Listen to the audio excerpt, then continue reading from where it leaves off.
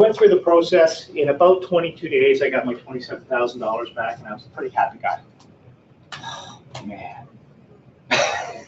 So in about 22 days, I had all my money back. And then I started asking questions. And what I realized at the time, HST had been around now for, I'm going to say HST on new construction had been around for 5 years. And still, nobody had a clue. So I asked all the realtors that I talked to. I asked my mortgage broker. I asked my accountant. I asked 20 other accountants. I asked a bunch of tax lawyers. I asked realtor lawyers. Nobody knew. So then I said, you know what? I bet you I can make a dime doing this. So I became the expert at it. Over time, I figured out that there's absolutely no reason why everybody doesn't get their HST back. The biggest reason why people don't get their HST back is nobody asks for it. Okay, we'll kind of go through that as I go. Tell you a little bit more about my story. So, I bought this property and I thought I can make money at it. Not knowing much about the new construction game, I started to realize that if I rented these properties out, I could make a whopping $100 a month in cash flow. Boy, that was great. I haven't had so much fun for $100 a month in my entire life.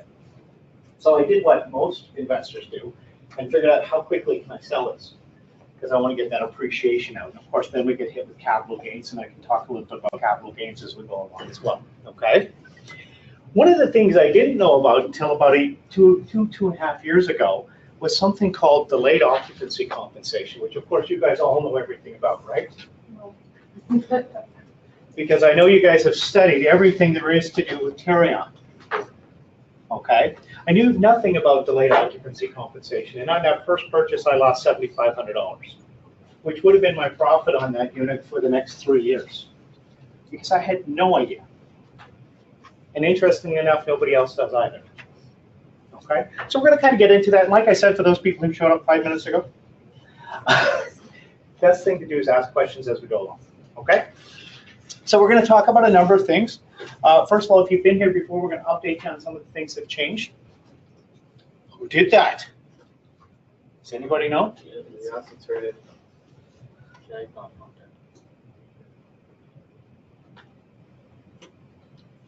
There you go. So we're going to talk a little bit about title insurance. We're going to talk about realtors and how they're using HST Consulting to add value to their services to their client, but also make more money. Okay. We're going to talk about how developers are now using HST. That's actually where I'm going this afternoon. I'm going to a groundbreaking. Financing of HST, and we're going to talk about this delayed occupancy thing. Okay. Now, this delayed occupancy thing is a really interesting issue, especially here in Toronto. Okay, in the Toronto market, it's something like $350 million that doesn't get collected every year. Okay, so first we're going to talk about delayed occupancy claim. According to Tarion, 38% of all new condos and all townhomes, single detached homes, they're higher, have an occupancy claim. That's actually not true. It's closer to 72%. Okay, so 72% of all new construction out there, there's an opportunity for your client to get an extra $7,500, which is about a 3-year profit on their month rent. Okay. The crazy thing about it is nobody knows anything about it. It's part of the Consumer Protection Act, so it has a fairly strong backing with it. But of course, it's administered by Tarion, and we all know that Tarion is more pro-builder than they are the consumer, right? But the rules are very, very, very specific. So if the builder messes up, you have a claim. Now, before we got involved in this, just to give you some background, Tarion processed about 2 claims a month with regards to delayed occupancy. Okay? They processed 250 claims with regards to sink issues every day. Okay, I'm having an issue with my sink. Can you get someone to fix my faucet that costs $49.99? But they process 2 $7,500 transactions every month. That's how bad it is, and that's how little people know about this. You guys should know more about this than everybody, because it's in the back of the purchase and sale agreement. There's a 12-page document that deals nothing but delayed occupancy, okay, called the Tarion Addendum. and you've all read it, right? No. Has to be included in the purchase and sale agreement. It's part of the purchase and sale agreement. It can't be overwritten by the builder. Okay? The underlying principle behind this is that all builders are honest. And if the builder messes up, they will tell the clients up front, you're entitled to make the claim of $7,500. That's the underlying rule. As you can imagine, that's not the fact. Okay? In the past 30 days, these are the buildings that we've talked to. If they're highlighted, every single unit in that building has a claim. Okay, so just to give you an idea, if you went to the bond with 672 units, every single unit has a claim of up to $7,500. What I can tell you is about 75% or greater are $7,500. The rest are about $5,000. Now, if you do some quick math, that's about $3.5 to $4 million that the builder will get hit with. Yes?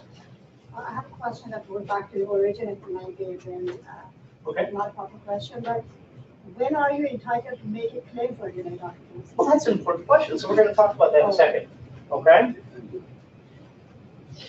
They have to file this claim within 1 year of getting occupancy. Yes? But, you know, like when the builder sells a unit, they give a tentative date, and that date changes once or twice, and then they finally give you an occupancy. So within that, builder advising the client, the buyer, Yep. you cannot make a claim because the buyer has been advised, right? Yep. So when is it that they can make that? Okay. So there's a couple things in there. So let's just take the bond as an example. Okay, 390 Adelaide. The builder has to give notice whenever they want to change the date, right? Because first they've got this tentative date, and then they've got a second tentative date, and then they've got a final date, and then they've got an outside occupancy date. And that's all laid out on the critical dates schedule, okay? And beyond that, there's a walk-away date, we'll call it. Okay, and that walk-away date, so you know, is only for the purchaser's benefit. It's not for the builder's benefit, okay? We know that they are never, ever going to meet that first date. They know they're not going to meet that first date, but they have to come up with a first date, okay? So they come up with this first date, and then they come up with this crazy outside occupancy date, right? I signed a deal the other day. They're saying the first date is going to be January 2019. The outside occupancy date is sometime in 2025. Right? They've given themselves a little buffer there. They know they're not going to meet that first date. Now, one of the problems for most consumers is they think that as long as they meet that outside occupancy date, they've done their job. That's not the case. Okay? The builder can make a whole host of problems or questions or issues as they go along. The other thing that they do is they tell you that they have every right to do what they're doing. And their verbiage is such that we know what we're doing and we're entitled to do this, okay? But if we go to the bond, the second letter that they sent it on the wrong date, okay? They have to give a minimum of 90 days notice every time they change the date, okay? But if you can imagine, you get 672 units. They all started with a different date, so 672 different dates to start with. So what the builder tries to do is after everybody's purchased and they've waited their 10 days and they can't get out, then they change that first date and they change it to the same date for everybody, right? Because it's easier to juggle one ball than 672 balls. Then they start moving the dates along, okay? But if they move the dates along improperly just once, that becomes the firm date. That becomes the absolute last date, okay? So the second letter they did, which they sent to everybody, was wrong. Instead of giving them 90 days notice, which is required, they gave them 75 days. Okay, and because they only gave 75 days, that date became the final date. And that was 1.5 years ago. Most people who purchased at the bond didn't get occupancy until the beginning of December 2017. So everybody who purchased there has a claim from that screw-up date till December, till when they got occupancy. Yes? You mentioned outside occupancy date. Yep. What do you mean by that? Okay, we're going to talk about that in a second. Does that part make sense? What I often hear when I come to these seminars is people saying, yeah, but they can change the dates as many times as they like. And they can. They can change it 150 times if they like. But they still have to follow very specific rules. And the most important first rule is they have to give 90 days notice. Okay? And that 90th day, the day that they give notice, has to be a business day. Okay? And the day that they're moving it to has to be a business day. Right? And 90 days notice doesn't mean that I mailed it out on the 90th day. It's like proof that you had it in your hands on the 90th day. Okay? And of course, being that they're builders, they administer this job to the lowest person on the totem pole. Typically, the reception person sends out these letters. The reception person, who's oftentimes a temp, sends out these letters that could cost them $7,500 a pop. And that's what happens. So is the 90 days from the original given occupancy date? So it's always 90 days. So let's say that I originally said they're going to get occupancy on December 6, 2017. Okay? If I want to change that, I have to count back 91 days and send you notice. Oh, from the occupancy. From the occupancy. Okay. Then I move it forward, and I have to go back 90 days again. As you can imagine, it's not the easiest thing, which is to everybody's advantage. The disadvantage, though, is nobody knows, so nobody pays any attention. I'm going to say that, like I said, 70% is more realistic. If I look at, and I look at about 50 to 60 HST claims a month, okay? Of those 50 to 60 HST claims, 95% of them had an occupancy claim. Okay? But most of them I can't deal with anymore because they're beyond the window. And that's one of the biggest issues we have. Okay? So I get occupancy on December 1st, 2016. Okay? I have until December 1st, 2017 to file a claim. If I don't, too bad, so sad. Okay? Does that make sense? Yes. So when we look at the bond, for instance, we've pretty much got about 2.5 months left. As they go up the floors, we have until about the end of February, beginning of March. So anybody who bought there between now and the end of March, I can make claims for. After that, they get it. So the claim can be made regardless of them having the occupancy or not. They have to get occupancy. But if they move the occupancy 2 years later, but they only have 1 year to file the claim, for example. It's when you get occupancy. So they can move it down the road to 2023, Yes. and they screwed it up in 2019, Yes. but they moved to 2023. Yes. They can't file until they get occupancy in 2023. But of course, as you can imagine, there's a lot of time that we get to claim for. They get to claim $150 a day without receipts for every day that was missed. Okay, and I will tell you that the average claim is 286 days. Okay, well the maximum is $7,500. So if you get 50 days, you get the maximum. The average claim is 286 days. That's how many days the average builder is missing because they screwed up the paperwork as they went along. Everybody is how much? $150 a day. They can also claim any expenses, out-of-pocket expenses. Okay. Now, the other issue with this program is most people think it's only for end users. This is for anybody. Investors can use this program as well. And investors should be using this program. What we see a lot of times is I closed on the unit, I sold the unit the next day, which we'll talk about from an HST perspective, but you're still entitled to make that $7,500 claim. And that's $7,500 tax-free money. Okay? And nobody claims this. This year, they did 350 claims in Ontario. Okay? We did 275 of those claims for them. They processed 350 claims in all of Ontario. Bond has 672 claims. Right here in that list, we have about 8,000 potential claims.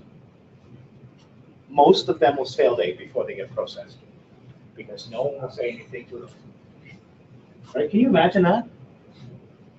So we're good? Okay. So let's kind of go through this. So they must make the claim within 1 year of getting occupancy. And it doesn't matter how long down the road they've got the occupancy, but once they get occupancy, they get those keys, they do their PDI, they've got 1 year to file.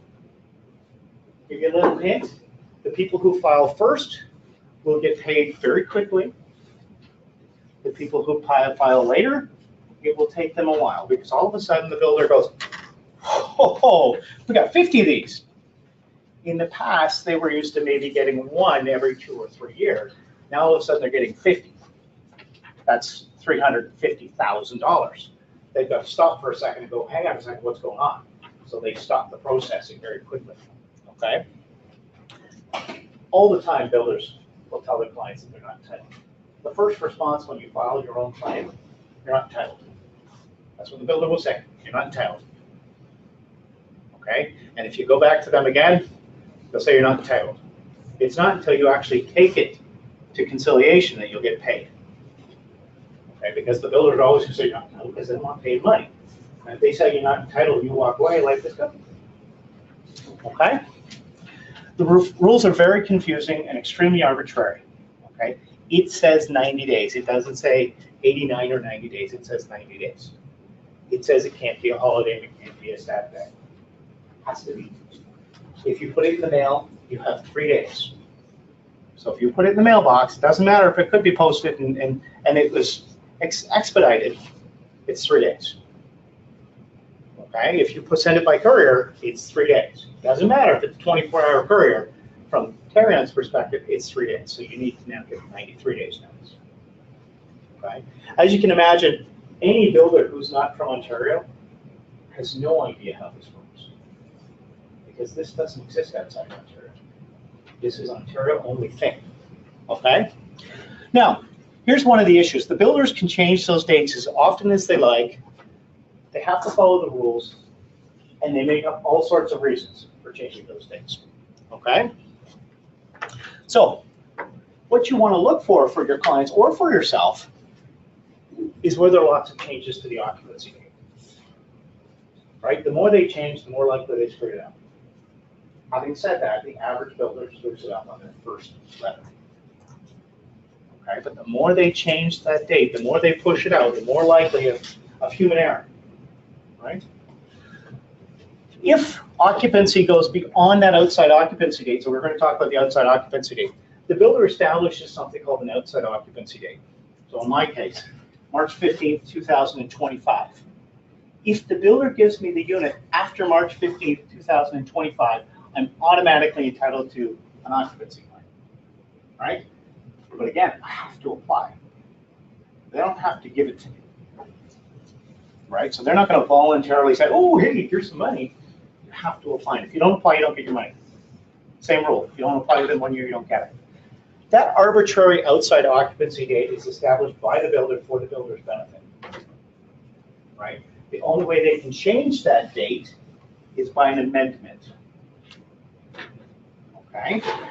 Now, one of the things about the outside occupancy dates that's interesting is if they miss that outside occupancy date, first of all, now you're entitled to an occupancy claim, right? The purchaser is entitled to cancel the deal at that point and walk away, right?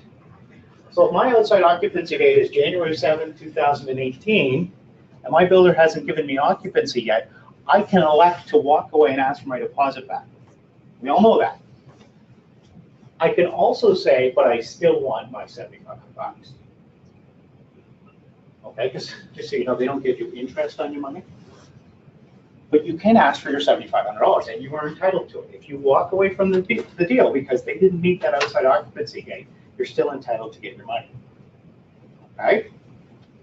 If you assign the property, or if you purchase an assignment, whoever gets the occupancy is entitled to make the claim. Right? So if you were doing an assignment for your purchaser, you might want to ask for those letters. Right? Why not get them an extra $7,500? They're entitled to it. Okay? So you want to kind of keep that in mind. Now, why I say you can walk away and the builder can't is it's very important to understand it. One of the most common things that the builder will do to alleviate this whole issue is they'll tell the purchaser that we need to make an amendment to the purchase and sale agreement. We're not going to be able to meet your outside occupancy date, so we're going to make an amendment to the purchase and sale agreement. Right? And the conversation basically goes like this. I need you to sign this document. And you go, well, I just, and they said, either sign the document or we'll take back the unit and we'll resell it. It's already appreciated by $70,000, right? Which is probably true. So what do you think your purchasers are going to do? I'm going to sign the document. It's like, I'm not going to lose $70,000 over this. I'm going to sign the document. Now, I know there was a contract law conversation a couple weeks ago. They can't take back the unit. They can say whatever they like, but they can't take back that unit. If your client says, no thanks, I'm not signing that, they're entitled to the occupancy claim. The builder can't sell the unit. Okay? If they sign it, they're no longer entitled to the occupancy claim. Right? So $7,500 decision. I'm going to say that 30% of the time, I'm told by clients that they signed an amendment. They had no idea why. They just did. I get calls now from lawyers on a regular basis saying, ABC Build, they've asked all my clients to sign this amendment. What should they do? And of course, I say, no, sign it. And what's their name? Okay. Now, one of the things that if they don't do the amendment, what the builder does is the builder comes up with all sorts of wonderful stories. Okay. First of all, if they give a firm date, it's a firm date. There's no such thing as a second firm date. A third firm date doesn't exist. There's a firm date. If they miss the firm date, they owe money. If they put a second firm date, they owe more money. There's no such thing, okay? The other thing that they'll often do is they'll say, it's not our fault, there was an unavoidable delay. This just happened with one of the builds, 88 Scott Street. 88 Scott Street said that there was an unavoidable delay. One of the pipes on the third floor burst. It wasn't our fault. Everybody gets delayed by a month and a half. The rules don't allow for that. So everybody there is entitled to make a claim. Many times what we'll hear is, we couldn't give you occupancy on time because the kitchen manufacturer went out of business. It's not our fault. That's great. The rules don't allow for that. You pick the kitchen manufacturer, the purchaser didn't. So if you can't give them occupancy, they're entitled to $7,500. Okay. Icon in Waterloo. Not our fault. The city wouldn't give us a occupancy permit. Well, it's because you weren't finished, right? They're saying it's not their fault. It is their fault. The only reason that they can delay this occupancy, the only legal reason, is if they truly have what's called an unavoidable delay. And an unavoidable delay is a very specific thing. It's a fire. I'm not talking about a fire in the boiler room. I'm talking about a forest fire. I'm talking about an act of God fire, right? The entire street went up. Right? That's what we're talking about as a fire. A flood. We're not talking about a flood in the basement. We're talking about a dam burst. Right? A strike. So if there's a strike like there was in 2016, they can use that as an unavoidable delay. Okay? But they can only delay the occupancy for the amount of time that the strike happened. Right? So if the strike went on for 45 days, then we can push all those occupancies out of the 45 days. If they push them out by longer, your clients are entitled to claim money. They won't say that. They will say there was an unavoidable delay. It wasn't our fault. We added 7 months to your delivery. Okay. So what you should be looking for, like I said, lots of changes. Okay. The use of unavoidable delay. I can tell you that 9 times out of 10, if the builders use unavoidable delay, it's wrong. They just made it up. Okay. Changes to the firm date. There's only one firm date. There's no such thing as a secondary firm date. If it goes beyond the outside occupancy date, just so you know, I've done one claim where it's gone beyond the outside occupancy date. Most claims it's because they screwed up on the first letter. Okay. And if they try to use an amendment, If they tried to use an amendment, your client was entitled to money. So now the question is, did they sign the amendment or not? And if they did sign the amendment, now did they sign the amendment and was the amendment properly structured? The amendment has to say that I'm voluntarily signing this agreement knowing full well that I'm giving up my rights to $7,500. Now, at some point, if your client's signing a document that says knowing that I'm giving up my rights to $7,500, you got to question whether or not you should have this as a client, because they're really not the brightest, right?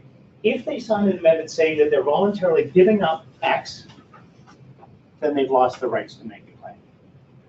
Of course, most builders are not going to put that in the document. They're just going to say, I'm voluntarily signing the document. That make sense? This is the simplified process to how the Tarion Delayed Occupancy Compensation Program works. And all your different dates and your firm dates and your delayed occupancy dates and outside occupancy dates and all that stuff. It's nice and simplified for the client, so the client will have no problems at all understanding that. Okay. As you can imagine, they don't understand it.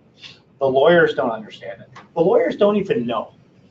9 times out of 10, they have no idea whether the client's entitled to an occupancy claim. Okay. Because by the time the lawyer gets the paperwork and they're doing the closing, they've just got the paperwork on the closing. They didn't get all the letters leading up to that.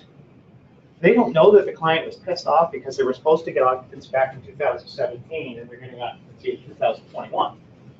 And quite frankly, they don't care. They're getting paid their $5.95 to close a deal. They're not going to go through the effort to figure out whether or not you're entitled to more money. Okay? But you want to look for it for your clients. Okay? And like I said, if you're buying assignments or if you're looking at buying assignments, there are specific builders that you kind of want to focus on because you're going to improve your profit.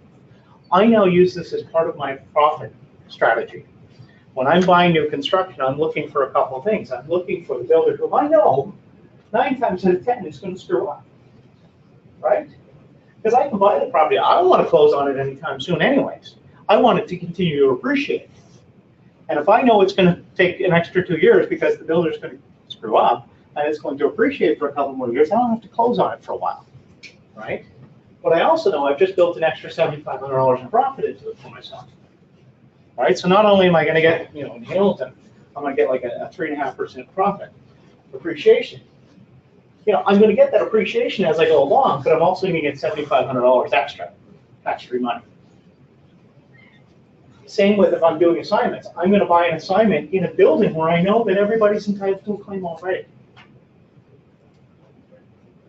Why wouldn't I? It's an extra $7,500. Okay?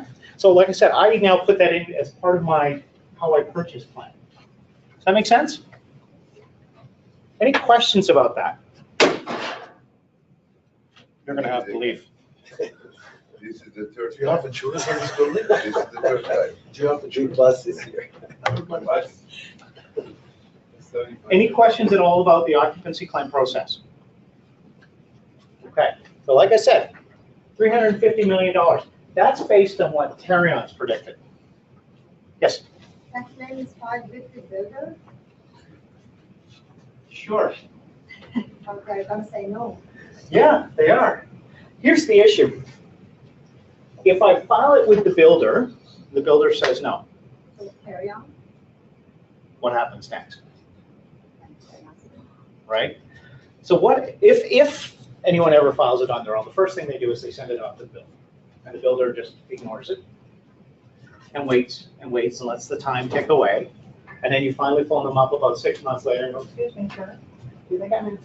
And they say, no, you're not entitled, right? And now you've got 3 or 4 months left, and now you go, what do I do now? The best way to do is go straight to Tarion. I've always been to Tarion. You can do this yourself. I will tell you that nobody does. Okay? Yes? Does that have to happen in that specific time, that Tarion has 3 months, 6 months, stuff like that, or can we just file any time in Tarion? It has to be filed within a year of Within getting a- occupancy. But any time within a year. Anytime within a year. The faster, the more likely you're going to get paid without question. Okay? And like I said, most people won't. The other problem that you have with a lot of people, again, I'll go back to bond as an example. 672 units. And they all got, on average, 8 letters. Okay? What do you think the odds are that any one person kept those 8 letters? Pretty slim, right? If they don't have the letters, they may not be able to prove where the mistake was. Right? If they don't have that one letter that says, oops, which means you really need 3 letters, the letter before that established a date, the letter after that was less than 90 days, and the next letter, okay? If they don't have those, they really can't do anything. They can just send in a claim and say, I think I'm entitled because my neighbor goes entitled. Can I get some money? And the builder says no. Right? Which kind of makes us a really attractive figure, right? Because I'll do 150 claims in that building, and you'll have a letter, and you won't have anything, and you have 2 letters, and you think you have a letter, but you'll never send it to me, a letter. And all the letters say dear purchaser, so they're all the same letters to everybody. So the next thing you know, I've got all 10 letters. Now I don't need anybody's letters. Now all I need is your date that you took occupancy. But isn't it only the firm date that matters? Anytime they screw up that 90 days. If they miss the firm date, that matters. The firm date. But they can send you 10 letters on tentative date. Yeah, okay, so let's go back to bond, for example. So they had this first tentative date, and I don't know if you can read this. Builder on 90 days notice may change the tentative date as often as they like, provided they give 90 days notice. If they give 89 days notice, this is now the firm date. Does that make sense? So their first letter that they sent out, they gave 89 days notice. That's the firm date. They continue to move it along and along and along, not realizing that they screwed up. And then they come to their actual occupancy date. Okay? When that occupancy date comes along, and you finally get occupancy, I go, okay, that's great, but they screwed up back here. So, Mr. Builder, you owe these guys 386 days worth of delays to a maximum of $7,500. So whenever they screw up along this process, that's why I said the more letters they send, the more likely that they're going to mess it up. On business days. On business days. Now, it's not 90 business days. The day they send it has to be a business day, and the day they move it to has to be a business day. Okay? And they screw up. I have yet to see a builder do it right. Okay? Ever. And I've looked at a lot of these. They're all screwing it up because no one ever paid attention before. Yes? Could they not put like a date on the letter that says like 100 days out from the date, but they don't mail it to you till 80 days prior? Like they could easily do that. They could. And you have no way of proving. Yeah. Then I say, can you tell me when you've received it? And somebody of those 672 clients is going to have kept a copy of the actual receipt that they received. Somebody will. And as long as I caught one person doing it, I know that there's no way that they sent out 671 10 days early and 672 went out late. They come by mail. Yeah. But if it comes by mail, that means it's 94 days. Don't say it. Trust me, it's just such an administrative nightmare And that how they do you get screwed. prove date of receipt for the mail? Because somebody will actually write down received on. Oh, that's all you're basing it on? Yep. Somebody's handwritten scroll. It stands out. I think if you also keep the envelope, if there is a date. There's a date stamp on it. Or Yeah, that doesn't mean. it says, That just means the date arrived. or it says sent by mail. Yeah. If it says sent by mail, I automatically add 3 days plus a day. Right. Now is it 91 days? Is it 90 days? Yeah, so I'm subtracting those off, so it happens. And here's why. Before we started doing this, like I said, Marion was processing about 24 to 25 claims on average a year. How many times do you think a builder got burned by this? Most of them never got burned by this. So they didn't care about the rules. They don't even pay attention to the rules. Now, they should have been burned about this all the time, but nobody ever did. Now, all of a sudden, they're starting to get burned. And now they're kind of going, whoa, hang on a second. When did these rules come into play? Well, these rules have been in place since 2008. But no one's been paying attention all along. Yes? How many times can the builder change that firm date? Once. They can't. You have a firm date. You can't change it unless you get amendment. Tentative date, I thought they were allowed 3 to change. I hear that a lot. Yes. There's no amount. They can change it as many or as little times as they like. Okay? But the important thing is to give notice. Now, the smart builders will give a year's notice the first time, or 2 years notice, right? As soon as they get everybody signed up, they go, ha, great, you thought you were getting a unit this month? You're not. You know what I mean? You know, they sign them all up at the VIP night, say, yeah, everyone's gonna get occupancy in June 2019, no problems. 10 days past the VIP night goes and everybody's locked in. We're gonna move that tentative date to June 2021. And give themselves some time, right? Give themselves some breathing room, right? But they weren't doing that before because they didn't know they would ever be able to. Yes? If the notice goes out less than 90 days, it automatically becomes a firm date. Correct. And they cannot change that firm date. But they can't change it. They keep on changing it, but they can't, right? They keep on changing it as much as they like. We can't make them give occupancy early, right? It is what it is. So if they screwed it up here, right, December 1st, 2017 is when they screwed it up, and they don't give it to your client until June of 2018, that's when they get occupancy, then in June of 2018 is when we file the claim. But we count back to December 1st, 2017 when they screwed up. Well, now all of a sudden you're looking at what, 180 days? Your client's entitled to $7,500. Okay, same example. Screwed it up December 1st. Occupancy actually happens in June, but the original purchaser doesn't close on it. But they assign it in May, right? So they assign it to someone else in May. That person who took the assignment in May is now entitled to $7,500. Only the original purchaser. Whoever takes ownership of it, whoever takes it on occupancy, right? So if I buy the assignment and on June 1st, it's under my name, even though I haven't closed on it, it's under my name, the assignment now. I'm entitled to $7,500. Okay? And like I said, big issues, no one's claiming. What we'll see in Toronto, here's how bad it is. In the Toronto market, including condos, freeholds, townhomes, all of that, the estimate is 92,000 units a year. Up to $7,500. The average claim is $6,200 right now. Okay? Nobody else works with this program but us.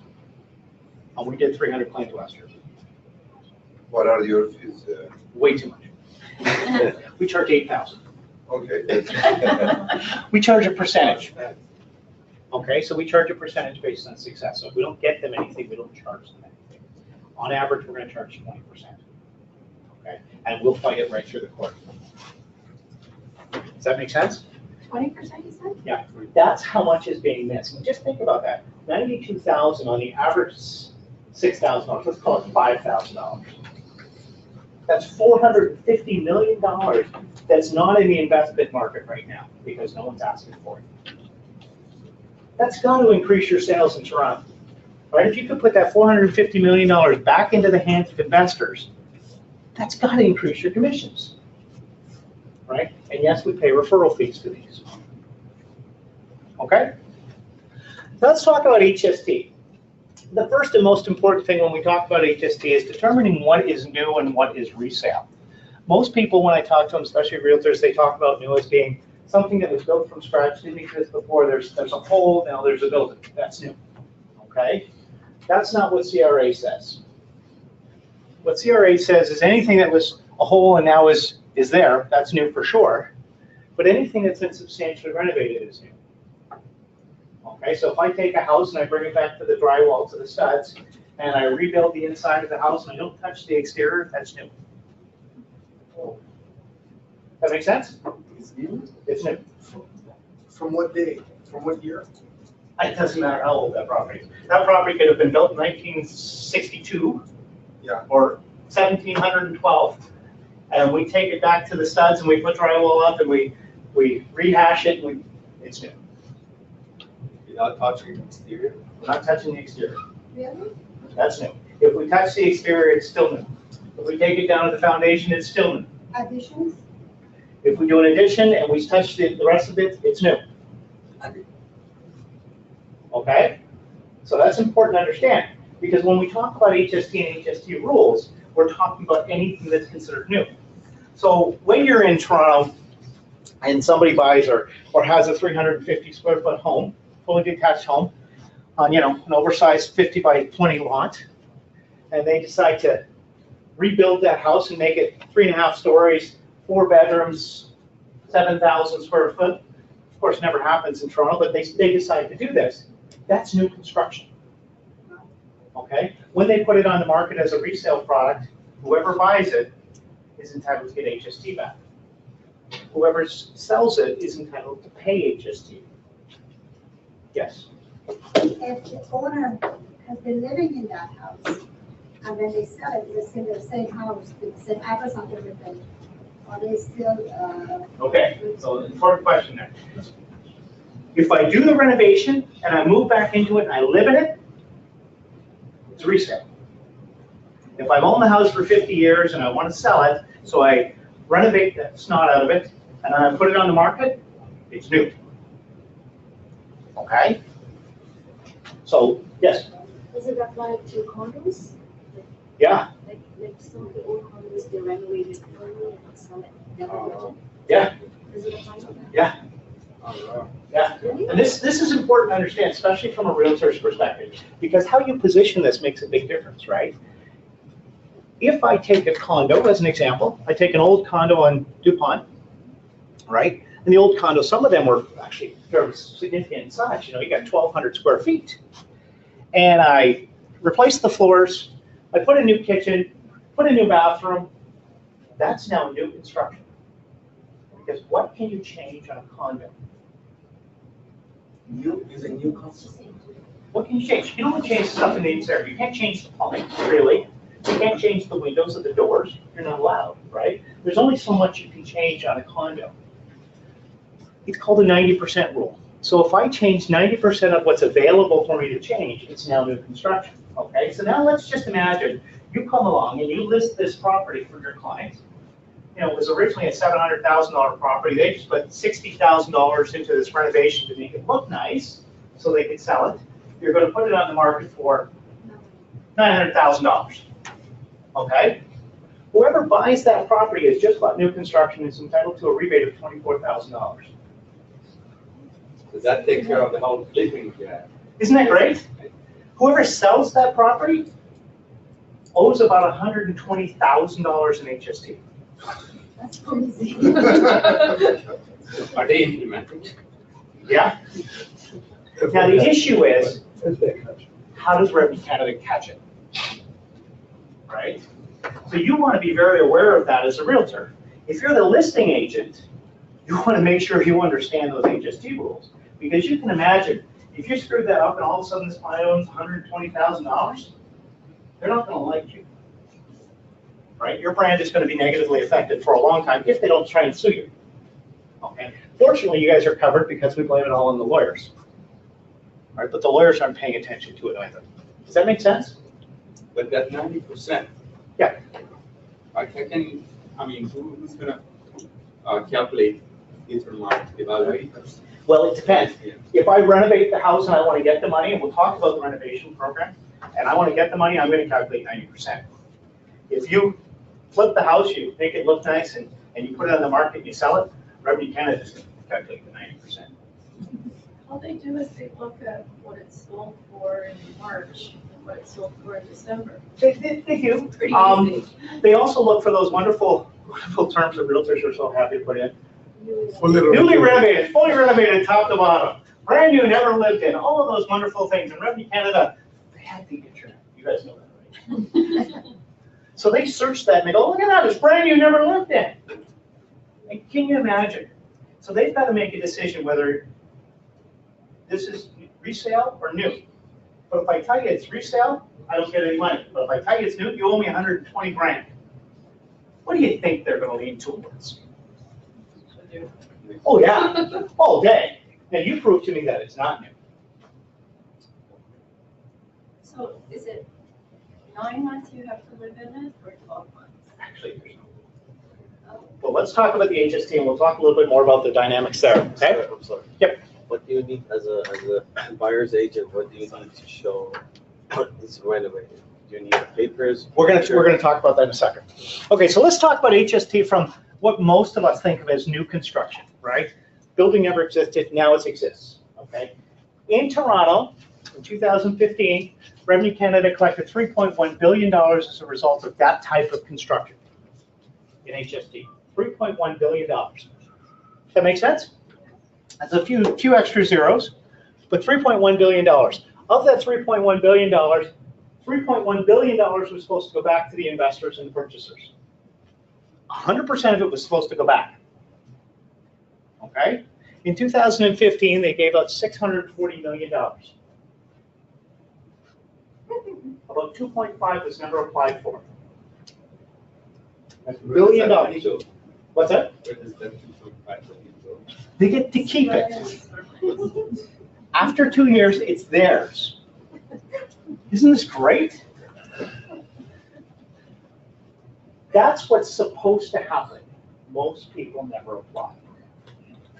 But the rebate is not the equal amount as the HST that the Right, we're just talking about the rebatable amount, the 3.1. Okay, the total amount that they collected was close to $6 billion. Oh, But they get to keep a portion, right? Okay. So there's two programs. Of these two programs, 100% of all purchases should fit into one of these programs. 100% of that $3.1 billion should come from one of these two programs. Okay? Most people will apply for the new home rebate. The new home rebate is for people who bought the property and it's going to make it their primary residence. It's not about changing your mail address. This is, I moved in there and I lived there full time. Okay? This is where I live 100% of the time. That's where most claims go. About 75% of those get reversed. About 75% of those get denied by Revenue Canada because people said they were living there and they don't. Okay? We have clients who will call us up, they've got 14 units in the same building and they live in all of them. And they file that way. Okay? And the reason why most claims go into this program is purely money. About 24 hours before you close, the lawyer's going to call you up and say, I need to understand what you're going to use the property for. Now, before you answer it, if you tell me this is going to be your primary residence, then I'll get you to sign a waiver on closing and you won't have to pay any additional HST. However, if you tell me it's a rental property, I need you to bring me a check for $27,000. Right? If your first question is, okay, I got to bring you a check for $27,000, can I get it back? I don't believe so. What do you think everybody says? No, I live there. Yeah, I'm always going to live there. That's 200 square feet. All 7 of us are going to live there. I don't care, right? That's my house. Revenue Canada does 100% review of these claims. And like I say, 75% of them get reversed. Half of them get reversed even though the person does truly live there. And they get reversed because people don't do what Revenue Canada says you should do if it's going to be your primary residence. If it's your primary residence in Ontario, the first thing you should do when you buy a property is you put a mobile telephone line in. You know what that is, right? No. You have to install a phone line. If you don't, you probably don't live there. You should order a magazine subscription because everybody gets a magazine subscription. Actually recommend TV Guide. I'm sure you don't know what that is either. I just can't, like, why would anyone do this? Because if you don't, you're going to end up paying back that $27,000 that you got as a credit on closing. Nobody does that, right? The vast majority of people who are buying condos or smaller properties that are actually living in them are younger people. I don't care if my mail goes to mom and dad. They may pay it. I don't need a cell phone or a mobile telephone. I got a cell phone. I don't need cable. I can cast everything. I don't even need internet. I've got an unlimited data plan. People are living and they've got absolutely no proof that they live there at all, right? A driver's license and insurance doesn't matter, but is it not enough? No. Insurance, if you get content insurance, it helps. But most people who are especially newer buyers, they're not getting content insurance. They don't have any content. Right, the most expensive thing I have is my couch from IKEA. It was $295. You want me to insure that? Right? They never go home anyway, so I'm like, how much furniture can they have? The house is 225 square feet. So they're not doing any of that, so they're all getting denied. Okay? And of course, then there's the people who mislead the truth a little bit. Oh, no, I live in them. They're mine, not to worry. On the other side, that represents about 5 to 10% of all claims currently. This is where 95% of all claims should be. This is for people who bought the property and are going to use it as a rental property. Okay? In order to qualify for this, I need a 12-month lease or longer. That's it. It's audited when I send in the paperwork. Okay? The average client will get their money back in 45 days. From occupancy or closing? It doesn't matter. Well, if the builder's going to allow you to rent your unit out during occupancy, rent it out. Okay? Yep. Could it be 2 like 6-month leases? Nope. No, it has to be 1. 1-year lease. It can't be property management agreements with somebody who's going to rent it out on a month-to-month basis. Doesn't work. It can't be a month-to-month basis that lasted for 12 months or longer. Doesn't work. It has to be a 12-month lease or longer. Yes. So you pay that 27 at closing, and then you get it back. If you apply, you're going to get the whole $27,000 back. Okay. Now we just use 27. That's just an arbitrary number. Is that the maximum? The maximum is around 28. According to government math, it's 30,300, but it can't happen. It's around 28. What you want to think is about 8%. If somebody buys something for 200,000, they're going to pay about 16,000 on closing. How much are they going to get back for that 16,000? 16,000. If they buy a property for $1 million, they're going to pay $24,000 on closing. They're going to get $24,000 back. Okay, if they buy a property for $300,000 or $350,000, they're going to pay $27,000. Government back, don't ask. They're going to get $27,000 back. Okay, only if they apply. Okay, so here's the first problem why people don't file. The number one reason why people don't file for this, even though, like I say, $3.1 billion is supposed to go back, it's on their statement of adjustments from the lawyer. It says purchaser is not qualified for the HST rebate. Now what they're talking about is the purchaser does not qualify for this program. They don't care if you qualify for that program. But if you get a letter from the lawyer that says you don't qualify for the HST rebate, what makes you think that you're entitled to get it back? Absolutely nothing. So nobody applies. Everybody who buys is entitled to get it back. And just to answer another question for you. It doesn't matter whether it's a company, a holdco, an international buyer, a partnership, 7 people went out of a place together, they're all entitled to get it back. 4 international buyers in Toronto last year. That's all that apply. They will send the checks anywhere in the world. Yes? How do you apply for that program? Okay. You can only talk to me. It's just paperwork. Okay, it's just paperwork. Anybody can do it. Most people won't do it because they can't get around to it. They need to have a copy of their 1-year lease. Now, if let's say you've got a client who only wants to lease the unit for 6 months, remember I'm not a lawyer, I'm not an accountant, sign a 1-year lease and give them an amendment. Change it to 6 months afterwards. Just when we submit the application, we'll submit the 1-year lease, right? That's not a document that Revenue Canada has access to. If they sign it for a year, and you want to put a clause in the back that says anytime after 3 months you can vacate the property, I won't chase you, it's still a 1-year lease. If you sign a 1-year lease and they move in and they live there for a month and a half and they vacate the property, you still got a 1-year lease. You're still entitled to get your money back. Okay? After you've got the money back, you can do whatever you want with that property. You can make it a month-to-month, you can Airbnb if you like. A Yes. question about the Airbnb. I leased a property for somebody, it's a condo, and it's my property. Yep. And he used it for Airbnb. Am I entitled for my HST? Okay, so the question there is, it's a fairly dynamic question. So you leased the property to Bob? Yeah. Right? And Bob is a nice guy. Bob's a nice guy, even though we don't like Bob, but Bob went out and used it as an Airbnb. So the question is, does he have a 1-year lease? Yes. Yes. It's all that matters. So you apply, you get your money back. No, because you said you cannot lease it to a property management or whatever. Right. So, If I lease it to Bob and Bob happens to be a commercial entity, I'm not entitled to get it back because a commercial entity cannot live there. Okay? But if I lease it to an individual, I'm fine. Right? If that individual doesn't move in or uses it for something else, I still believe that I was leasing it out to an individual, I'm entitled. And there's no way for every tenant to find out anywhere different anyways. Does that make sense? Okay. So we talked about that as far as why they're going after them. One of the things that you really want to be aware of as a realtor is the people that are flipping the properties.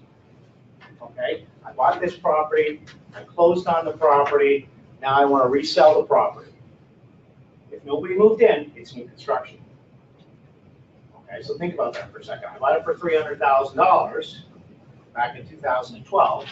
It's now worth $500,000 today. Okay, so your client says, well, I just want to sell it. I don't want to do anything. I just want to sell it. When they put it on the market, they're selling a new construction property. So they now owe $65,000 in HST when they sell that property. That's going to eat right into the profit margin, right? And of course, Revenue Canada is going to come after them for capital gains. Does that make sense? Now, how do they avoid that? Well, the best way to avoid that is a lease to own. I lease it out to Bob, well, full well that Bob wants to buy the property. And I say, Bob, here's what I need you to do. I need you to sign this 1-year lease with me, and I need you to sign this purchase and sale agreement. Purchase and sale agreement, we're going to put a clause in there that's going to allow us to move the date forward, right? Now I've got my 1-year lease. I send it off. I get my $30,000 or whatever money HST back. The next day, I sell it to Bob. You've liquidated the property. Your client hasn't lost all that HST, and they don't have to pay HST because now they're selling to use the property that someone moved in. That make sense? So before that 1 year, so Yeah, don't sell it before that 1 year unless you're really thinking. Does that make sense? Okay, now let's quickly talk about the renovation rebate. That's that 90% rule. The renovation rebate is up to $30,300. Okay, that's technically what it's entitled to. Nobody in Ontario gets $30,300. Okay, the maximum you should be thinking is $24,000. Anybody who renovates a house, top to bottom, 90% or more, and it's up to you to determine what 90% or more is, you can claim a rebate of up to $24,000. So if you've got a client that's going out looking for a resale and they buy a beautiful, bungalow, and you know full well that they're going to gut it, give them my card, tell them that they're going to be entitled to up to $24,000 for the job, right? Why not? They have no idea. Okay. So in order to do that, you do your renovation, and then you apply. It takes about 90 days, and they're going to get this check. Okay? If they buy vacant land and they build, they're entitled to more. Okay? But no one's going to get more than, say, $24,000 on here. Okay? Because once the value goes above $450,000, they lose the federal rebate. You can't renovate anything in Ontario under $450,000.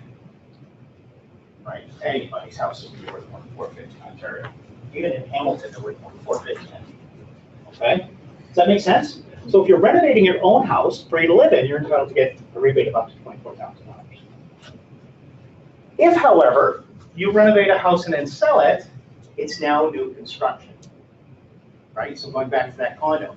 I've got this condo where I buy this condo and I renovate the 9 out of it, put it on the market, and I sell it. Doesn't matter how long I owned it for. It's now new construction. And when I sell it, it's subject to HST, 13%. Okay. The purchaser is entitled to make a claim. The purchaser will trigger Revenue Canada to look at the sale. And that's the important thing. So if you've got a client who's a purchaser who purchased this and went, oh, that looks like a new construction property, let's apply. Why wouldn't you? Your client's gonna get 24,000 bucks, right? They're gonna love you.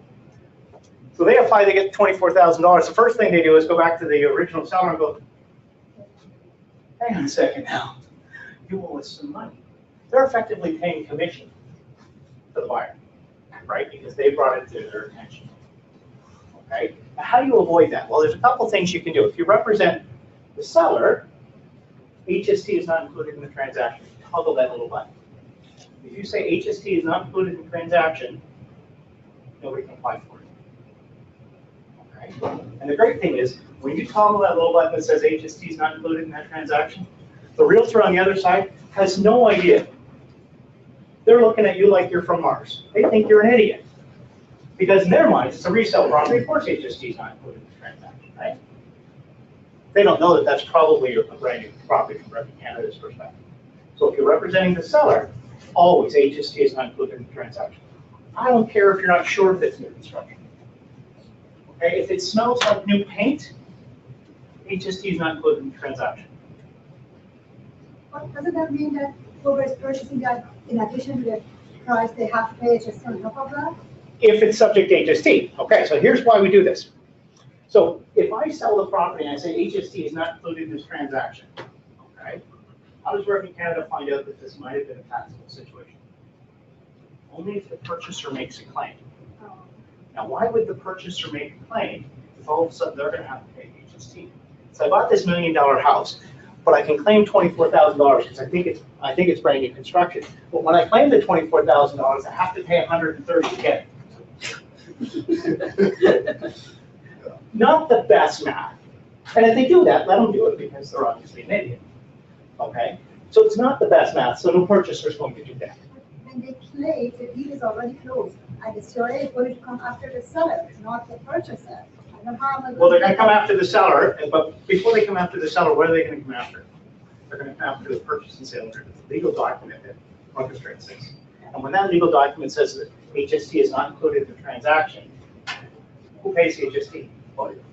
The buyer. The seller, CRA doesn't care that we didn't get the money from the Right, seller. they're going to go to the seller and say, well, you need to give us $130,000, right? Where does the seller go? He goes to the buyer, right? And what ends up happening is it's a lawsuit, right?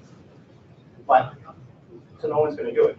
What you do is by saying HST is not included, the purchaser is never going to apply. By saying HST is included, you've given them an opportunity. So I'll give you a good example.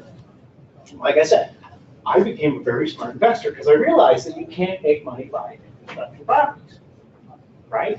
But when a building goes into occupancy, I watch it.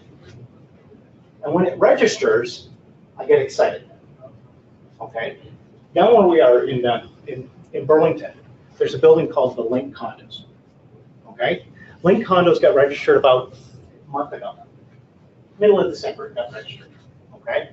2 days later, 46 units were on the market. Isn't that great? Guess what they all said? Brand new, never lived in. Isn't that wonderful? So now I go and I want to buy one of those, right? So now I go and I buy your condo that you bought for $264,000, and you put it on the market now for $300,000, right? Because Burlington doesn't appreciate that much. So you put it on the market for $300,000, and I buy it. And I put my 10% down, so I put 30 grand down. And then once I get that property, I apply for the HST rebate. Okay? And I get that HST rebate, which is $24,000. So now I got 6 grand into this unit. I've got like 2% into this property that I'm renting out. I'm actually making money now, right? Because I just put $24,000 cash into my pocket, tax-free money. I basically have nothing in the property. And you can do this all day, right? Or you can do the other and you can buy their assignment and take their $7,500. Yes? That's only if the purchase agreement says you pay HST. That the HST is included in your purchase, so the seller is looking after the HST. But here's the great thing about it. 46 units go on the market, okay? I only have to find one realtor who's stupid enough not to have toggled off that button. Right? Well, almost all the realtors think it's resale. You own it, you want to sell it, we're reselling it. That's what we're doing. We're reselling a property. They don't realize that that's new construction. So now I go in and I look at these 46 units. I don't care where they are. I don't care what they look like. All I care about is, am I going to get the 24,000 bucks? And I go from unit to unit. Hey, you want to sell me your unit? Great. Can I say, yeah, we're going to put HSTs included. Oh, okay, great, fine. That's the deal for me. I'm going to put my $30,000 back, get 24 grand back today. I'm going to go buy another unit now. Heck, I might buy 5 units with that same $30,000 deposit. Right? There are really smart investors doing that today, and they're having a great time. And if the realtor happens to say, well, no, HST is not included. You're not going to catch my client on that. Okay, I'll just go to the next unit. There's 46 units. I don't care which one I buy. They all say HST included. They don't say HST is included, right? Or, this is the other thing. I just say to my realtor, just tell him to say HST is included. Just mark that in there. They don't know any better. To put the icing on the cake, I actually go a step further and I say, can you get the client to stipulate that no one's ever lived in the property? I know it says in the listing that no one's ever lived in the property, but my wife is Amy, and she'd hate to use a shower that someone else has used. So if you could just stipulate on that purchase and sale agreement that no one's ever lived in that property, that would be wonderful. Now they've told Revenue Canada that no one's ever lived in the property. I'm guaranteeing myself some money. Okay, so now I'm buying the unit. In many cases, for less money than if I had bought it on VIP night. I didn't have to wait 5 years for it to be built. I'm buying it today. I'm putting 2% down. And yes, you can do that all day. Probably not the best tool to do it yourself all the time. Say, I'm a realtor, I know better. Because they might catch you. But there's nothing wrong with doing it. You can do that all day. I usually do about 2 or 3 of those a year. What happens on assignments between occupancy? What's that? Between occupancy. Okay, so if you're buying an assignment, right, then what I'm looking for is I'm looking for the assignments where I know I'm going to get that 7,500 bucks, right? Because if I'm buying an assignment, I have to pay the HST, but I'm going to get it back, so I'm not going to get that HST benefit. So now I want to make sure I get the $7,500 benefit, right? So I'm looking for those deals now. Anything that can increase my profit a little bit, right? So now I buy that unit for $300,000. I get my $24,000 back. And then I go and I find somebody like a teacher who wants to lease the unit for 3 months. And I say, great, I'm going to sign this 1-year lease with you. I'm going to give you an out clause after 3 months. You can run. I don't care. And then I sell it. Now I'm selling a resale property. Because the secret is you've got 1 of 2 options. Either you toggle that HST button or you have someone live in the property. Okay, so answer the question I know you want to ask. So I renovate the 9s out of my house. My goal is to sell it. It was a $300,000 house. I put $80,000 into it. I'm going to sell it for $2 million. Right? So all I do is I renovate the house, I move back into it, and I sell the house. Now it's a resale property. There's no rule that says how long I have to live there. I just have to move back into the house. Okay? Some people will just stage the 9s out of it because it makes it a little harder to prove. Right? But if you've got clients that are buying houses that are obviously been renovated, that's what you want to look for. One of the things we see a lot in Toronto right now is you guys do everything differently out here. When you buy a house that's not new construction, it's just a really well-maintained house. It used to be a 1-bedroom house. It's now a 7-bedroom house. It's just really well-maintained. The seller will give you a 3-year warranty on the house. Have you guys come across this? Why the heck would a seller give a warranty on a home? Do they normally give warranties on resale properties? No. So if they're giving a warranty on a home, what is it? It's new construction, right? So if your client is buying a house with a warranty on it, they're entitled to an HST rebate. They probably also can go after the builder for not having registered with Ontario. But who cares? There's no benefit to your client for doing that. But they are entitled to the HST rebate. So if you see that warranty attached to it, you've got to start asking questions. You know, now your client can go out and buy this place that they love. And by the way, you're going to get a check for $24,000, which is a really nice barbecue. Right? So you should be looking for those sort of things, or looking for them for yourself. That make sense? I'm still stuck on, how can you claim 24,000 when you didn't pay the HST to begin with? Anybody want to answer that question, or shall I? The person who claims it is, The builder claimed it. no. Yeah, it's Okay. a new purchase. Okay, so I'm buying it, I have a family home that I've owned for no, 100, it's not condos. okay, 180 years first. And I renovate this out of the place and I put No, I it on. understand Okay. renos. Okay, I'm talking about, sorry, I'm going back a little bit. That's Okay. all I was talking about. So, new construction. Yep. You buy it, and I sell it to you? you get occupancy. Yep. You don't live in it, like you said, the day after, it's on MLS. Mhm. So it says, new construction, never lived in, all the good hockey that I want. Mhm. So I buy it, Mhm. it says HST included Okay, in my purchase agreement. okay, And I turn around and claim either the rental rebate or the new home rebate. everybody understood you could claim either, right? Okay, and why are you entitled to that, you're asking? I didn't pay HST, so how am I But claiming legally, you did. We did pay HST. Legally, you did. Rebate, Okay. for purchase price. Let's just, we'll walk through a scenario, okay? This is our builder, Yes, okay? The builder sells to him. Right. Okay? There's an HST thing going on, that the right? builder paid. Right. Now, he's gonna sell to me. No one's ever lived in the property. And Okay. he's never paid HST. He did. He paid it on closing. Well, that's where I'm getting unhinged. So the builder Okay, didn't pay there's a the lot to this. HST.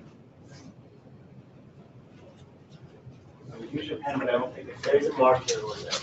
Oh, look at that. Okay. So we buy a house for $200,000, okay? The original purchaser is going to pay $16,000 in HST, okay, in closing. So he's gonna pay $16,000 in HST in closing. And he's gonna pay it because he's not living there, right? No, No, he did. claimed he was going Okay, to live so there, let's so say the he- HST was included. Let's say he claims he was living there. Yeah. Okay, so the HST is included, but he didn't pay the HST. Right, He puts it on the market tomorrow. Is he living there? Okay, so is he entitled to that 16,000? No, so he no longer is entitled to that Revenue Canada wants it back, because he didn't do what he was supposed to do. right. Okay, now, he puts it on the market because he's a smart guy and he wants to sell it for 300,000. Okay, HST included, right? Because nobody toggled the button. How much is he really selling that property for? 285, maybe. Less than that. 13% of 300 is $39,000. So he's actually selling it for 261K. That's how much he's going to get. Revenue Canada wants 39,000. He doesn't know that yet. Revenue Canada is entitled to $39,000. Right? Is that very clear so far? Now I come by, and I buy this property for 300K. I'm entitled to make a claim based on all of this HST paid and all of this HST paid. Okay, so originally he was entitled to 16 grand, right? But now there's 50 some odd $1,000 worth of HST. I'm entitled to 2/3 to a maximum of $30,000. I'm probably gonna get a check for around 27K personally. I'm gonna apply for that. Me, the end purchaser, right? The 300K purchaser is gonna get that. Because I'm the first person who's going to use it for residential purposes, whether it's my primary residence or I'm gonna rent it out. I'm entitled to make this claim for $27,000. So the original seller has to pay 16 plus 39. Uh-huh. $45,000. What's actually 54? 55. 55,000. No. Yeah. The 16 plus the 39. Isn't that great? And the purchaser? I think that just they have to pay, what's that? First purchase, just $24,000. Well, I'll walk it through for you. So they're gonna pay $54,000, 55,000. They get to claim back any HST that they paid in order to sell the property. So HST on commissions, HST on legal HST fees. is not exactly 80%. Yeah. This is what's gonna happen. Construction. So this guy here, this seller is gonna net he's gonna net around $244,000. That's legal fees and commissions. The realtor's gonna get some money out of this, right? Because they did a good job explaining to him about his HST implications. So, this guy's probably gonna get $230,000. Right now, he's made about 30 grand on the purchase. He's pretty happy. He's waited 4 years, he's made $30,000. And then Revenue Canada's gonna come by and talk about capital gains, right? If he's lucky, they're only gonna take 25% of his profit. More than likely, because of what he did and how he did it, they're gonna ask for full tax. Penalty and. Okay, but I understand all that. I'm still trying to get to, Why? Okay, so why is this happening? Because when I sold the property, it says HST is included. When I go to the brick and I buy no HST free day, or we pay the taxes, somebody still has to pay it. Revenue Canada still wants their money. They don't care how the deal is structured. okay. They don't care if you pay it or he pays it. They just want their money. Okay, Does that make sense? yep, now I get it. And the purchaser, you see the rebate for? If the purchaser applies, the purchaser's gonna get that rebate. And if the purchaser's me, he's gonna be happy. But not like the 5. He's not gonna get 55, but he's gonna get a percentage of the two. Probably around 27, 28,000 based on those numbers. Does that make sense? Yep. Quick question on the flipping. Yes. Let's say you're the builder, he bought a property from you. Yep. And I assign it from him. So there is a difference of what, there was $150,000 difference. Okay, so now we're talking flipping through an assignment. Okay? And this is an important one to realize too. But it's not about the rebate, I'm talking about the. Okay, so we're gonna understand how this whole assignment thing works. With an assignment, the end purchaser is going to pay HST and get HST back. We're all clear about that, right? Now the question is, what happens to the person selling the assignment? Okay, everybody talks about HST when they do the assignment, but they don't really understand what they're talking about. Okay? In this situation, I bought it for $200,000. I put 20% down, so I put 40 grand down, right? I'm gonna sell it for $260,000 because math is easier for me that way. So I'm gonna assign it for $260,000. So the seller of the assignment is going to get $60,000 plus their deposit back, right? Okay, so 100 grand. The $40,000 deposit is subject to HST at 13%. Okay, because nobody can give you your deposit back but the builder. So that $40,000 that you get back, you have to pay 13% on. Okay, so about $7,000 or something, $6,000. Okay, the $16,000 is subject to HST at 13%. Right? So the seller of the assignment now owes HST $100,000. They owe $13,000 in HST. Okay? So now when the assignment all processes, they're going to pay $13,000 to Revenue Canada. Their profit in this case is around $47,000, right? Okay, so here's my question about the HST. Who has to pay that HST? Is it the assignor or the assignee? The person who sold the assignment has to pay that additional HST. The builder charged it to me. Okay? Well, we can fix that. On a closing. We can fix that. Okay? So the person who sold the assignment has to pay the additional HST, unless somebody was really, really smart and they get to see it. So they have to pay that HST. Now the purchaser of the assignment is entitled to the original HST back because they're going to pay HST on the original purchase price. So in this case, $16,000, right? So they're entitled to that $16,000 back. That's what they'll pay on closing is 16 grand. Okay? But they also get a percentage of this additional HST, the extra $13,000 in HST created. I know, we're my math, right? So the original person cannot get that HST. They didn't close on the property. They don't get that 16,000. So they're going to pay the $16,000 on closing for that. Plus the assignment itself created an extra $13,000 in HST. You're entitled to 2/3 of that. So in a situation like that, you're going to get around $23,000 back, but you only paid 16 on closing. And if you were really smart, you might also get the occupancy claim for another $7,500. Well, there was no occupancy come, it is delayed occupancy. Well, there was no delayed occupancy, but what the builder did, because he didn't care, like, he wants. Builders don't care, they just want the money. He wants the HST, so he charged me the HST, and the other guy is loose. Now we're going after the other guy. Yep.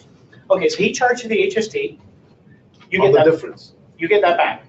the HST charged you, right? The difference, that's something, it becomes now a contract thing, right? It's your lawyers after their lawyers. But who's supposed to pay it is the person who assigned the unit to you. Does that make sense? Do you do that? Like, Yeah. Have I charge you way more? Does that make sense? So we're good with that? Okay. One of the things I want you to make sure that you understand is rental guarantees. It's a big issue in Toronto. There's a lot of builders now that are offering rental guarantees. What a rental guarantee is, just so we all know, is I'm going to sell you this property. I'm going to guarantee that you're going to get X number of dollars every month for the next 2 years or 3 years or whatever it is, right? It's just a marketing scam by the builders, okay? Rental guarantees are important. If your client buys a property with a rental guarantee and for whatever reason they can't lease that unit out for those first couple of months and they give you the money, you're no longer entitled to get your HST back. No. Okay? And the reason you're no longer entitled to get your HST back is now the first use of this property was a commercial venture. Right? It wasn't a residential use. So I'm the builder. I can't lease your property on time. I guarantee you $900 in rental income. I'll give you a check for $900. You're going to pay HST on closing, but you're not getting any of it back. Right? So your average client's going to pay in Toronto. The average client's going to pay $24,000 in HST. They're going to get a check from me for $900, and you can't get your $24,000 back. How happy are your clients right now? Right? If they take the money, they no longer get the $24,000 back. So you want to be aware of those rental guarantees. The other problem with the rental guarantees, what if this rental guarantee, you've given them the right to rent the unit any way they like? So as a purchaser's agent, you want to make sure that that rental guarantee very clearly says that you will lease that unit out for a minimum of 12 months or longer. Because what if they just go, you know what? I guaranteed you $900. I can lease this out on a short-term basis and charge $1,200 and keep the extra money. Or it's easier for me to lease this out every 30 days and I'll give you all the money. You're no longer eligible for the HST rebate because you don't have a one-year lease. Right? So now your client, they might be getting a little bit more money up front. One of the biggest culprits for that right now is Dell Rentals. They'll sign all these rental guarantees for you, and then they go out and lease them out for 3 months at a time, or student rentals. Student rentals, you know, the property comes up, you get occupancy in November, well, they're not going to lease it from November to November, right? They're going to lease it from November to September. Well, guess what? You're no longer eligible to get your HST back. So you're going to pay $24,000, and you're going to lose it. so if they make a lease for 1 year, you're entitled for that HST? Has to get at least 1 year. If you get the 1 year, you're going to get it back. That makes sense? Even if it's by the corporation? Even if it's, well, if the corporation leases it to an individual. Yeah, but this, even if it's still the corporation who leased it for you? Yeah, that's For fine. 1 year, so. Property management agreements are fine. You just want to make sure they're leasing it for 1 year. Yes. Does this expire? Do I have X amount of days Yeah. to act on? Yeah, you have 2 years from when you close on the property to file. If you do 2 years in a day, too bad. Too bad for you, okay? There is a way to get around it now. You can go after your lawyer and you can fight them through title insurance and say, hey, look, Mr. Lawyer, you didn't properly inform me, so you're going to have to pay me and the title insurance will pay you. Then you find a new lawyer. But there's lots of lawyers out there, so I wouldn't worry about that. Yes? You might be getting to this, but what if you buy a new construction as a secondary residence? Okay. I actually had this call just yesterday. The guy and his wife bought a beautiful place up in Blue Mountain, in Collingwood. And they're going to use it as their cottage, for lack of a better word, right? It's a $400,000 property. They're going to pay about $27,000 in HST. And he's trying to figure out, how do I get this back? Unless he leases it or he moves there full time, he's out $27,000. Okay? So of course he did the smart thing that, I know I love it when clients say that. They said, well, you know what, our place in Toronto, we're just going to lease that out to someone. We've had it for 20 years. We're going to lease that out to somebody and we'll go live there for a year so we can get our HST back. Right? So now what you've done though, is you've gotten rid of your primary home advantage. I've got $1 million property that's appreciating by 10% a year, right? So if all of a sudden I make that a rental property, that 10% a year is capital gains, right? And I've seen this at least 100 times last year, where they've leased their home out so they get their HST back. They're gonna get their $27,000 back. Oh, that's wonderful. But now they've got this capital gains burden. Then when the year's up, they flip it back and we go, okay, well, that's gonna be our rental property. We're gonna use that as our cottage, and then we're gonna move back home. Capital gains is due at that day, right? So I left, it was worth $1 million. I went and lived in wherever for a year. I came back in February of 2017, the market was okay back then, it wasn't growing much, right? Yeah. I come back in February of 2017, all of a sudden my $1 million home is worth $1.4 million. I've got a $400,000 capital gains, and Revenue Canada wants the money today. Oh.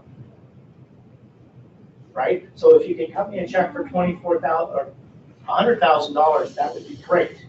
It's not like that $400,000 magically went into their pocket. It's just paper money. But now all of a sudden they have to pay $100,000 to move back into their What house. triggers Revenue Canada to go after that 1 year lapse? And Hey, do you want to know the honest truth? Yeah. Because they can. It's so they're monitoring good money. the whole thing, yeah. Well, what triggers it, it's like, I told you this guys earlier, they have access to the internet, right? And they have access to this program. I don't know if you guys heard of Geo Warehouse. Yes. So I'm on Geo Warehouse, and I've got a home in Rosedale. And I've got a little cottage that I'm saying is my new construction project. This is my primary residence up in Collingwood for $300,000. And I'm going to say, this is now a rental property so that I can claim this. As soon as you claim this, first thing they do is look to see if you have another property. And when you say, yes, I have another property, they go, this is going to be fun, right? Or maybe it's under corporation, What is, on the Joe house. It's not under the name of the. which house is under corporation? Principal home? The principal home? Yeah. Okay, so the principal home's in their corporation's name. It's all capital gains. The only people who don't have to pay capital gains on the principal residence are individuals. So if you buy a house under a corporation, you pay capital gains. Right? It's just when you change use, the capital gains trigger immediately. Right? So if I buy a house under my corporation's name, it appreciates by 10% a year. I'm not going to ask them for the money every year. But when I sell it, they're going to ask for all the money. Right? But if I take it as a primary, as a residence, and I switch it into a rental property, I've changed use. Well, at that point, there's no capital gains, right? Because it was worth $1 million. Tomorrow, it's a rental property, it's still worth $1 million. Unless it's in Toronto, it might be worth 1.2, right? But there's not really any appreciation at that point. A year from now, it's appreciated,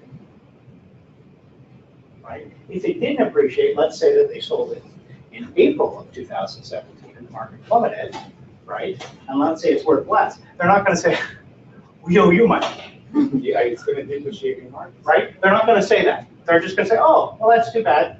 We'll let you change use, right? But if you change use and it appreciates, they want their money today. We see a lot of clients doing that. To try and avoid this HST. And really, what should they do? The best way to avoid that HST is lease the unit out. Okay? And I don't care who you lease it to. I buy a property, my son's 19, I'm leasing it to him. He's going to have a 1-year lease. I don't care if he moves up there. I'll get him a subscription to a magazine, and I'll put in a mobile telephone line. It's going to cost me $50, and I'm going to get my $27,000 back. And he can live in the basement. I don't care. But I'm going to make it look like this is being used as a rental property. Right? When that 1 year is up, then I can use it for whatever I want. That make sense? Does it have to be paper trail on the checks and cash? You don't have to have checks being cashed because there's nothing in the law that says you have to charge people to write this company. There's something in mental capabilities that say you should, but there's nothing in the law that says you have to. So I can buy a property and I can lease it out to my mom.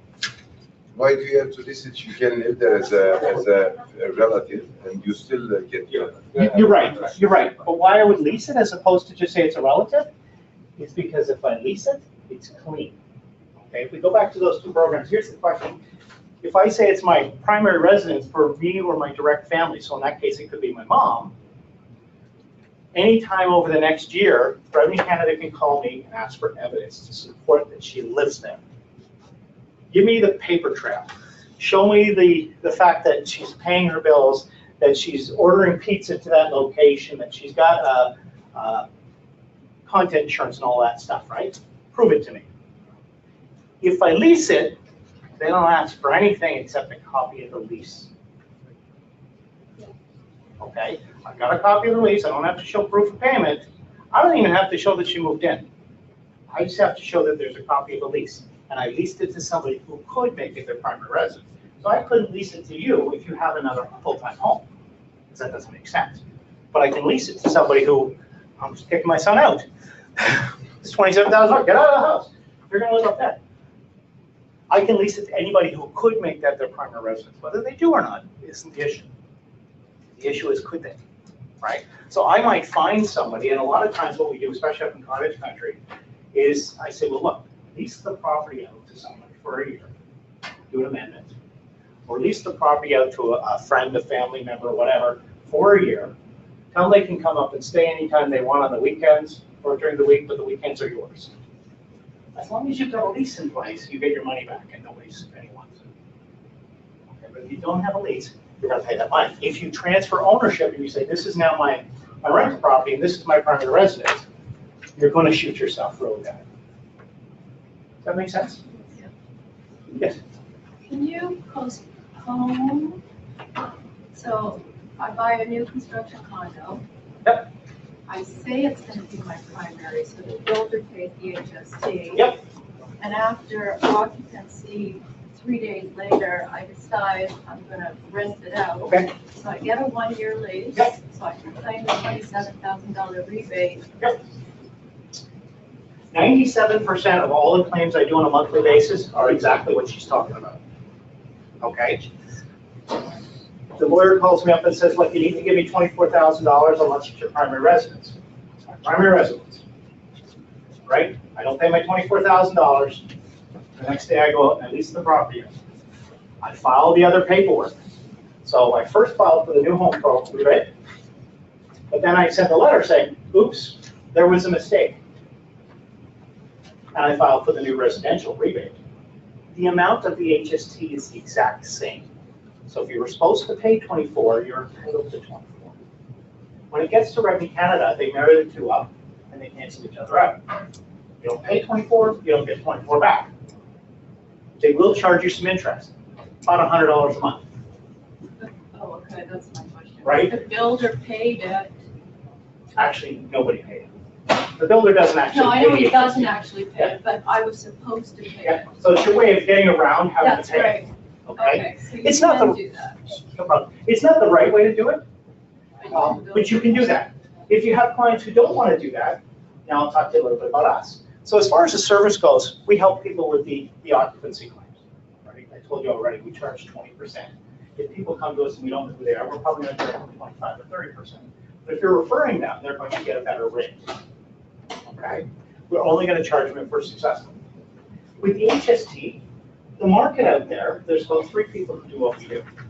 They all charge percentage based. They charge 15 to 20%. So you're entitled to $24,000. They're going to charge you upwards to $5,000 to get that back. We're going to charge you about $3.25, $325, because it's just paperwork. It's not that difficult.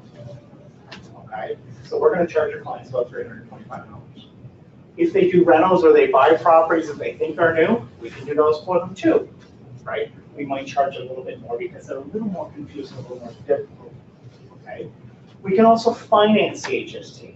So your client comes to closing, all of a sudden they got to come up with $24,000 and they don't have it, and they're tapped out. They can come to us, we'll pay the $24,000 on their behalf. Right? If not, they're going to loan sharks trying to get the money, or they're putting off closing.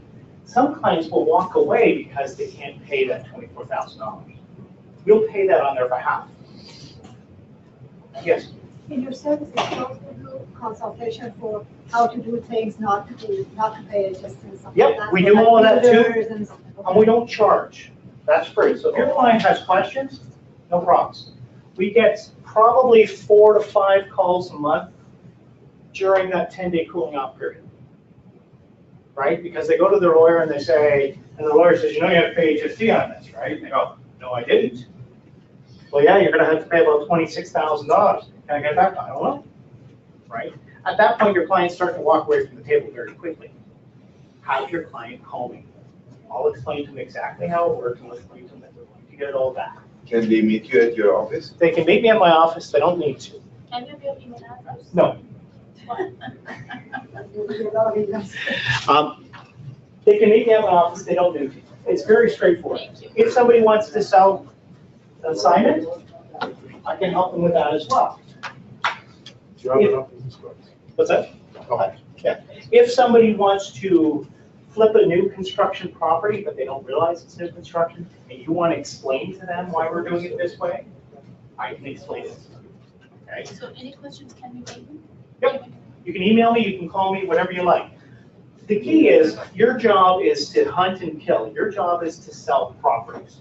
Your job is not to focus on, could they pay HST, how do they get HST, what do I do here, what do I do there, I'm trying to understand all the rules.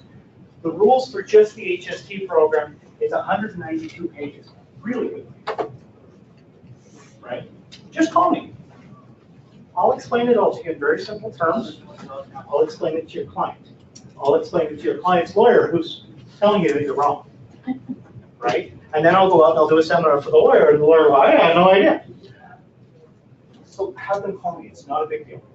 Okay? Most questions I can answer under 5 to 10 minutes. Yes? On the closing date, the buyer finds out that he has to pay $24,000 extra Yep. the HST, and he refuses to close. Or what happens at that point? Then he walks away from the deal and he loses the money. Or you call me and you say, I've got a client who needs to pay this $24,000 finance. Can you finance it for me? Sure, no problem. I'll pay on their behalf. I know they're going to get the money back. I'm going to ask for the paperwork and say, okay, can I get a copy of your one-year lease? Can I get a copy of this? Can I get a copy of this? Great. What's your lawyer's contact information? I'll deposit their money into the lawyer's information in about an hour. But But whatever at that that money, point, you would need a 1-year lease. typically, yeah. Unless they're using it as a, let's say it's an assignment, you're buying it, you're moving in. Assignments are where people get hit the most, right? I buy an assignment, nobody ever tells me I got to pay HST at closing. Every builder will tell you you have to pay HST at closing, but nobody tells the client, right? So I just bought an assignment for $700,000, and I got to come up with $24,000. I had no idea, right? They have no idea if they're going to get it back. All of them believe they're not going to get their money back. Okay. Let's say a client does pay their $24,000. They scrape together the $24,000 and they pay it, but they want to get it back. But they want to get it back right away. I can pay it back home today. No problem. Right? And we'll do that a lot for investors. One of the problems for investors is they buy 5 units. In theory, they're all going to close a different year, and all of a sudden they all close the same week. Right? And then they got to come up with $120,000. So they put up that $120,000 and they have absolutely no idea how long it's going to take before they get it back. I can give them $120,000 back today. And then they can go out and buy another property or two.